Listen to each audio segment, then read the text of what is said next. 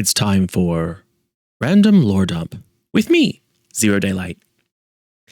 Hey everybody, so I thought we'd do again a quick recap of last episode. If you're just joining us for the first time, this is our third full episode. We have 2 parts to each, so you've missed a little bit, but don't worry, we do have the C+ Content YouTube channel if you want to watch all the full-length episodes as well as shorts like this one and some other kind of random lore and setting material and some character insights.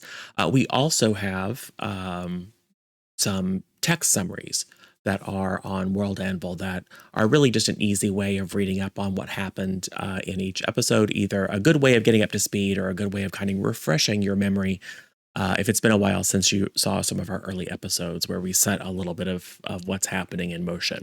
So, last session, the party found themselves at the Eudoxia Society for Natural Philosophy's chapter house in Oldranest. They were awaiting to get paid for escorting their friend, a scholar named Connell, from their hometown of Dorian here to Oldranest. And he was bearing a mysterious stone, some sort of ancient and powerful artifact that apparently we don't know if she's evil, but she's quite powerful. Some sort of archfey has a great interest in obtaining. Anyway, so they were called in to interview with the executor of the society here in Oldranest, a tiefling woman named Anise, who seemed to know a lot about the party. Maybe she's just kind of perceptive and good at deducing things, good at reading between the lines. She also didn't seem to be a big fan of nonsense and shenanigans, but regardless, she did offer to make the party provisionary members or employees of the society and gave them a mission. You see, when the society first began to research this ancient stone, this artifact, and began to suspect that it might be of fey nature and that perhaps whatever entity or force was acting against their interests might indeed be an archfey, they did some research in their extensive libraries and discovered that there was a tomb or shrine located here in Oldranest in what is known as the Undercity. So this is ruins beneath the current city that date back as far as 1,000 or more years to the time when Oldranest was a far northern outpost of Calvathis, which was at the time a great continent-spanning elven empire. So Anise gives the party their mission to make nice with their new friend, he claims to be Lord Mayor Athros Darvel, who it appears might be able to give them safe passage into the Undercity. If they're able to secure his cooperation and passage to the Undercity, they are to investigate, follow the clues that the society has already gleaned as to the location of this shrine,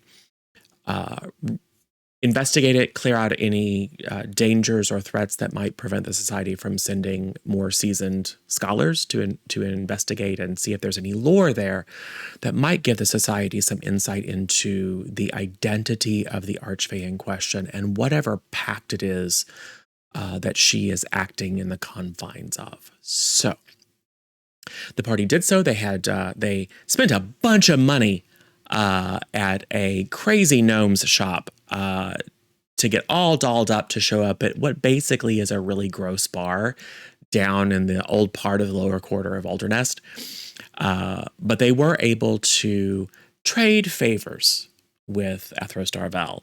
You see, he is very interested in being the one and undisputed Lord Mayor of Oldranest, and to do so he needs to get rid of his primary rival, who is the basically official Lord Mayor, a man named Kelvin.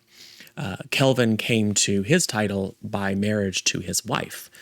And it turns out that Athros Darvel believes that there is evidence in her family's ancestral crypt that shows that she is not entirely human, which isn't a big deal unless you're in Orland, where people are really, really strict about keeping human royal titles in purely human hands. So the party agrees. They make their way to the graveyard. Of course, they don't go to the crypt. They go into the actual graveyard itself. They don't look around. So, of course, they're ambushed by zombies and some giant conglomerate thing that opens the combat by lightning bolting people. Port is summarily knocked unconscious. The party debates whether to just leave him there to be devoured by zombies. Regardless, eventually they are able to prevail. And after healing up, they make their way next door to the actual crypt where they were supposed to go in the first place. They make their way down. Again, to his credit, Port does detect undead. And in fact, there's undead there, but they don't let that stop them. They just go yoink the book, which of course promptly animates along with a statue of a cat and a creepy doll. And those things then try to kill the party. Once again, the party is lucky and are able to defeat the animated objects without completely destroying the book, which is important. And oh, by the way, Mirth, who, lest you don't know, has this entire time pretended to be a normal human person who doesn't cast spells, she casts some spells, and Port for sure saw it. So we'll see how they resolve that little revelation in this upcoming episode. But regardless, they return the book to Atheros Darvel. He is greatly pleased. He gives them a key and directions to the doorway where they can, at least theoretically, safely enter the Undercity and then, during this episode, fulfill their initial mission for the society, which is to locate the shrine and clear it of any dangers. That might actually take both parts of this episode. We shall see, or it could all end very quickly because they have a tendency to just walk into ambushes and not be curious about stuff. So they could absolutely just walk into a bottomless pit and then die, and then we'll have to roll new characters. No, stranger things have happened, in fact. So hopefully not, but again, always best to be prepared. So hope you enjoy and stay tuned.